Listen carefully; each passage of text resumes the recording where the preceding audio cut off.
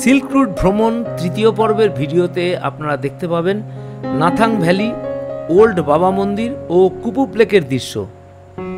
এর আগে আমার চ্যানেলে সিল্ক রুট ভ্রমণ সংক্রান্ত অনেকগুলি ভিডিও প্রকাশ পেয়েছে, সেগুলির লিঙ্ক ওপরের আই বটমে ও নিচের ডেসক্রিপশন বক্সে দিয়ে দিলাম। ইচ্ছা করলে আপনারা ভিডিওগুলি দেখে নিতে পারেন। এদের মধ্যে একটি ভিডিওতে আমি সিল্ক রুট সংক্রান্ত ভ্রমণের যাবতীয় তথ্য দিয়ে রেখেছি। কি করে সিল্ক রুট যাবেন, সিল্ক রুটের পারমিশন কি করে করবেন, গাড়ি কি করে ঠিক করবেন, সমস্ত কিছু তথ্য আছে ওই ভিডিওটায়।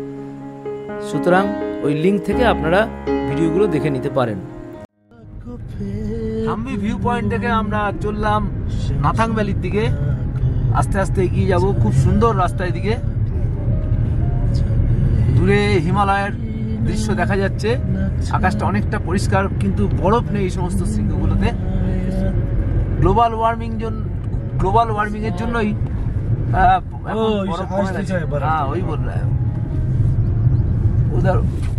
থাম্বি ভিউ পয়েন্ট থেকে 2 কিলোমিটার দূরে কিছুটা এগিয়ে এসে অসাধারণ একটা ল্যান্ডস্কেপ দেখে দাঁড়িয়ে পড়লাম। পিছনে একটু হালকা বরফের শৃঙ্গ দেখা যাচ্ছে, জাস্ট উকি মারছে। কাঞ্চনজঙ্ঘা একটু উকি মারছে এখান থেকে, যদিও খুব ভালো দেখা যাচ্ছে না। আমরা ওয়েট করছি যদি কাঞ্চনজঙ্ঘা একটু খোলে। কিন্তু এখানকার ল্যান্ডস্কেপটা কিন্তু অসাধারণ ল্যান্ডস্কেপ। অসাধারণ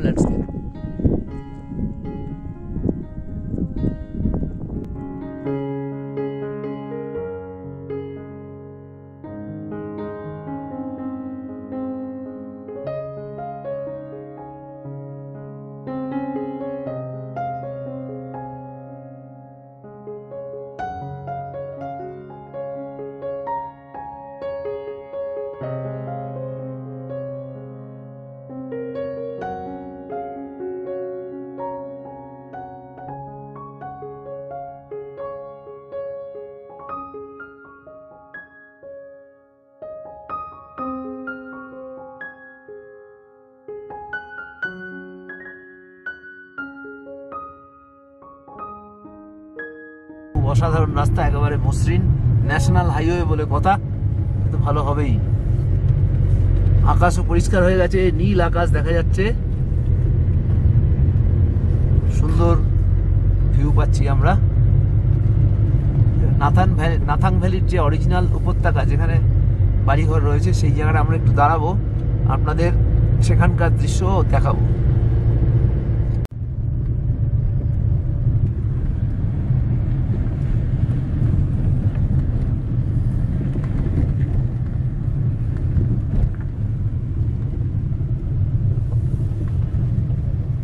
এখানে আমরা একটু দাঁড়িয়ে নাথাং ভ্যালিতে যে সমস্ত ঘর বাড়ি হোটেল আছে সেগুলো আপনাদের একটু দেখাবো। চলে এসেছি নাথাং ভ্যালিতে।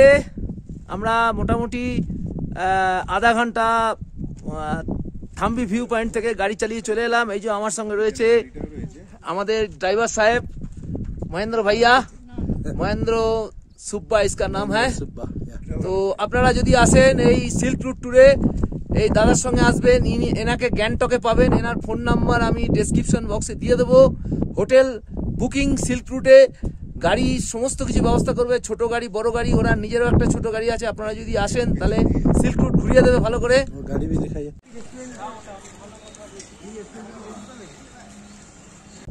গ্যাংটকে এসেও যোগাযোগ করতে পারেন বা ফোনে যোগাযোগ করে নিতে পারেন। ওনারা সিল্ক রুটে খুব ভালো ভালো জায়গায় থাকার ব্যবস্থা করে দেবে এবং আপনাদের ঘুরিয়ে দেবে। ঠিক আছে মহেন্দ্র ভাই?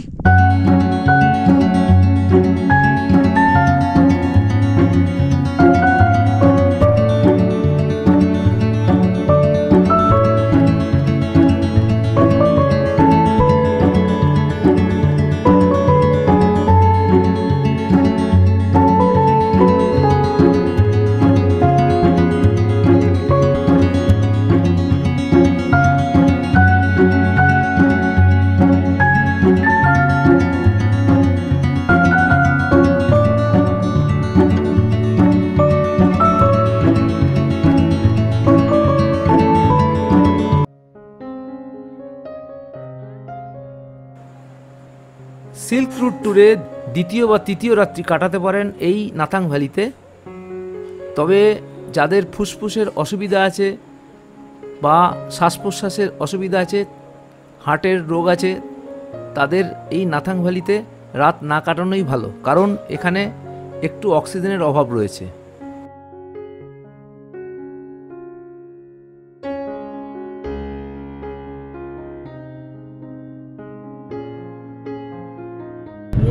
আমরা মোটামুটি ওল্ড বাবা মন্দিরের কাছাকাছি চলে এলাম, আর বেশি দূর নেই। জায়গাটা দেখলেই বোঝা যাচ্ছে কীরকম একটা ভয়ঙ্কর জায়গা। মানে আমরা যে বর্ডার রোড দিয়ে চলছি, এটা বোঝা যাচ্ছে কাছাকাছি চায়না বর্ডার আছে। তাই এই সমস্ত জায়গায় মানে রেস্ট্রিক্টেড জায়গা, পারমিশন ছাড়া আসতে দেওয়া হয় না। আমাদের প্রত্যেকেরই সিল্ক রোড আসতে গেলে একটা পারমিশন করে নিয়ে আসতে হবে।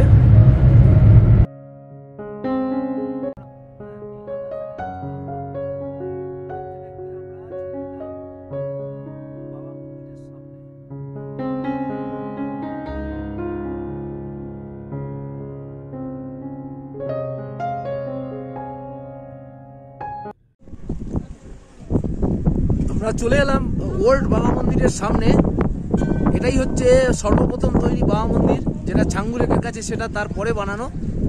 আমরা দাঁড়িয়ে আছি 13,600 ফুট উচ্চতায়।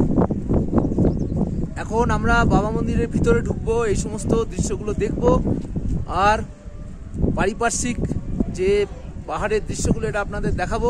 সঙ্গে সঙ্গে এই বাবা মন্দিরের কিছু ইতিহাস আপনাদের কাছে শোনাবো, তা আপনারা দেখতে থাকুন এই বাবা মন্দিরের দৃশ্য।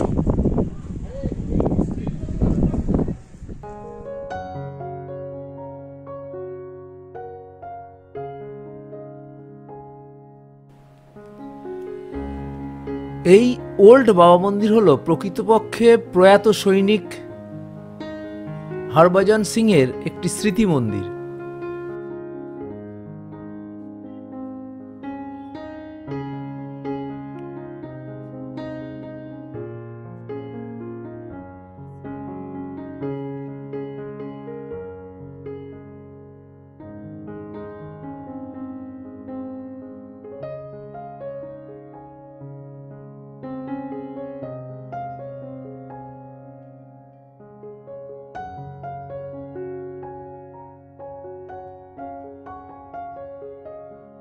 ওই দূরে দেখা যাচ্ছে লাল রঙের সেট দেওয়া পাহাড়ের মাথায় বাবা হরভজন সিং এর সমাধি মন্দির। বেশ কিছু সিঁড়ি ভেঙে আস্তে আস্তে উপরে উঠে দর্শন করতে হবে বাবার স্মৃতি বিজড়িত সমাধি মন্দির। এটি হলো আসলে একটি বাংকার।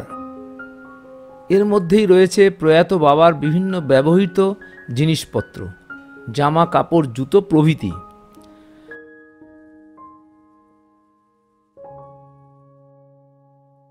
হরভজন সিং ছিলেন পাঞ্জাব রেজিমেন্টের একজন সিপাহী। 1968 সালে সিকিম ও উত্তরবঙ্গে এক বিধ্বংসী বন্যা হয়েছিল। পাহাড়ে প্রচুর ধস নেমেছিল, প্রচুর মানুষের প্রাণহানি হয়েছিল। সেই সময় প্রাকৃতিক বিপর্যয়ের সময় এই হরভজন সিং নিজের জীবন বিপন্ন করে বহু মানুষকে রক্ষা করেছিলেন। 1968 সালের 4 অক্টোবর এক সময় তিনি তার ব্যাটালিয়ন নিয়ে এবং কিছু খচ্চরের দল নিয়ে ডঙ্গুচুইলা থেকে তুগলা পাসে আসছিলেন। সেই সময় পিছলে তিনি পড়ে যান এক জলস্রোতে এবং ভেসে চলে যান। অনেক খুঁজেও তার দেহ পাওয়া যায় না। তার সহকর্মী প্রীতম সিং পরদিন রাতে স্বপ্ন দেখেন যে তার বন্ধু তাকে বলছেন যে তিনি কিভাবে জলস্রোতে পড়ে মারা যান এবং তার দেহ কোথায় বরফের নিচে চাপা পড়ে রয়েছে। তিনি আরও বলেন যে তার দেহ যেন সমাধিস্থ করা হয় এবং সেইখানেই একটি স্মৃতি মন্দির তৈরি করা হয়। ঠিক 5 দিন পর প্রীতম সিংয়ের স্বপ্নে দেখা জায়গাতেই হরভজন সিংয়ের দেহ উদ্ধার করা হয়। হরভজন সিংয়ের নির্দেশ অনুযায়ী এখন যে জায়গায় মন্দির রয়েছে সেইখানেই তার দেহ সমাধিস্থ করে এই স্মৃতি মন্দিরটি তৈরি করা হয়। এটি হলো প্রকৃতপক্ষে বাবা মন্দির, তাই এটিকে পুরনো বাবা মন্দির বলা হয়। দর্শনার্থীদের সুবিধার্থে আরেকটি নতুন বাবা মন্দির তৈরি করা হয়েছে ছাঙ্গু লেকের কাছাকাছি এলাকায়। আজও অনেক সৈনিকের মুখে শোনা যায় নানান কাহিনী এই বাবা হরভজন সিং এর সম্পর্কে।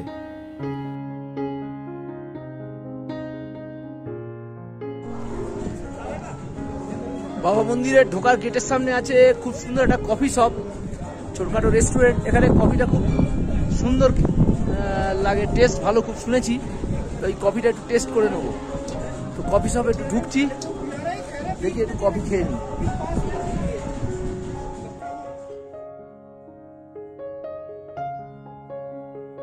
আমরা কুপু প্লেকের কাছ দিয়ে যাচ্ছি। উপরে দেখা যাচ্ছে, আপনি একটু ভালো করে লক্ষ্য করলে দেখতে পাবেন চায়না বর্ডারের রাস্তা দেখা যাচ্ছে। আমাদের ইন্ডিয়ান আর্মিরা এই রাস্তা দিয়ে বর্ডারের দিকে যায়। ওই যে উপরে দেখা যাচ্ছে রাস্তা।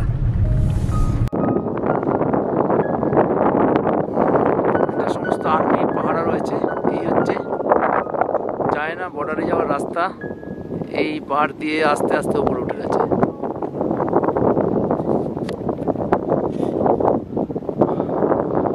ওই পাহাড়ের উপরে আমাদের ইন্ডিয়ান আর্মির রাস্তা, সাধারণের জন্য নয়। চলে এসেছি কুপু লেকের সামনে। এটাকে এলিফ্যান্ট লেকও বলা যায়, অনেকটা হাতির মতো শেপ।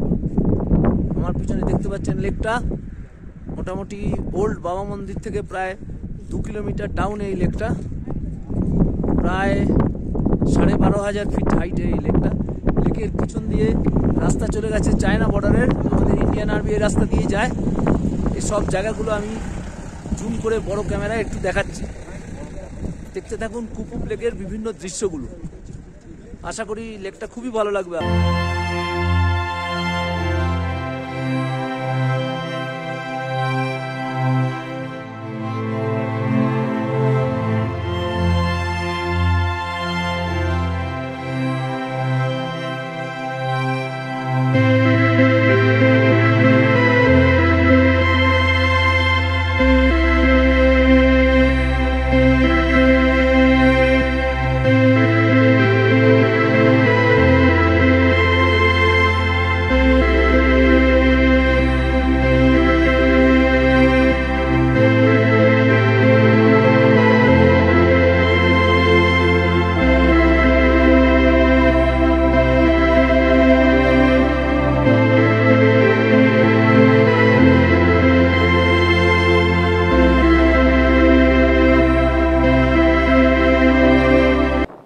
এখানে সীমান্ত রক্ষায় স্থলে ও আকাশপথে ভারতীয় সেনাবাহিনী সবসময় ব্যস্ত রয়েছে। আকাশপথে হেলিকপ্টারে চলছে সবসময় নজরদারি।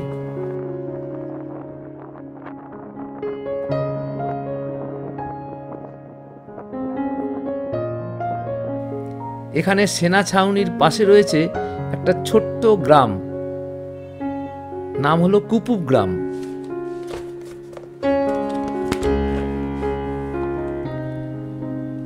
লেক থেকে একটু এগিয়ে চলে এলাম আর্মি চেকপোস্টের সামনে। এখান থেকে রাস্তা চলে গেছে 23 কিলোমিটার দূরে বহু বিতর্কিত ডোকলা সেক্টর পর্যন্ত।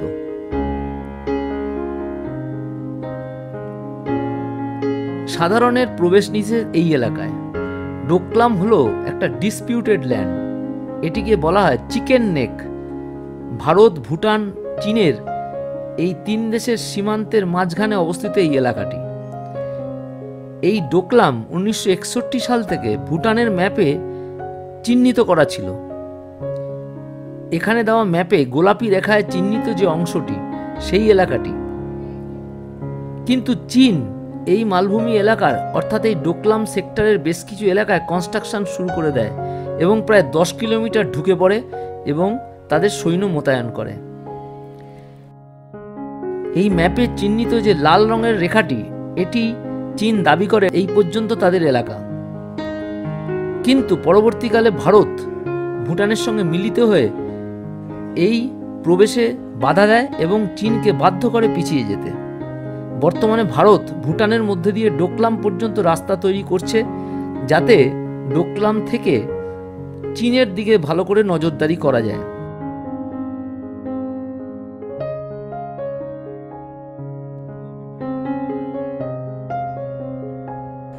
এখন আমরা তুগলা ভ্যালির উপর দিয়ে যাচ্ছি। চারিদিকে এই তুগলা উপত্যকাকে হিমালয়ের পর্বতমালা ঘিরে রেখেছে। অসাধারণ ল্যান্ডস্কেপ এই জায়গাটার।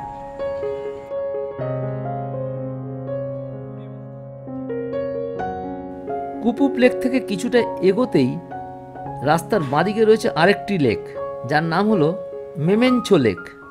এরকম বেশ কিছু লেক লক্ষ্য করা যায় হিমালয়ের চারিদিকে। এগুলো অ্যাকচুয়ালি ভূমিকম্পের ফলেই তৈরি হয়েছে।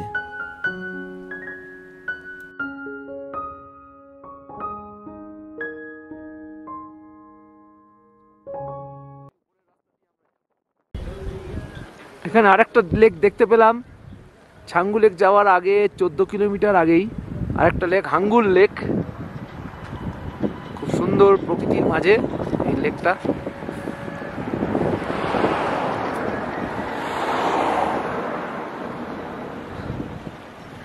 হিমালয়ের উচ্চতর অংশে বিভিন্ন জায়গায় এরকম লেক তৈরি হয়, আমরা জানি।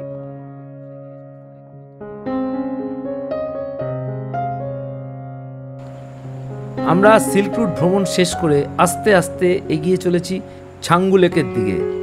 আমরা যাব ছাঙ্গু লেক হয়ে গ্যাংটক। এর পরের পর্বে দেখতে পাবেন ছাঙ্গু লেকের দৃশ্য। আজকের মতো এখানেই ভিডিওটা শেষ করছি। আবার দেখা হবে অন্য কোনো ভিডিও নিয়ে। আপনারা সুস্থ থাকবেন, ভালো থাকবেন, আমার চ্যানেল দেখতে থাকুন। ধন্যবাদ।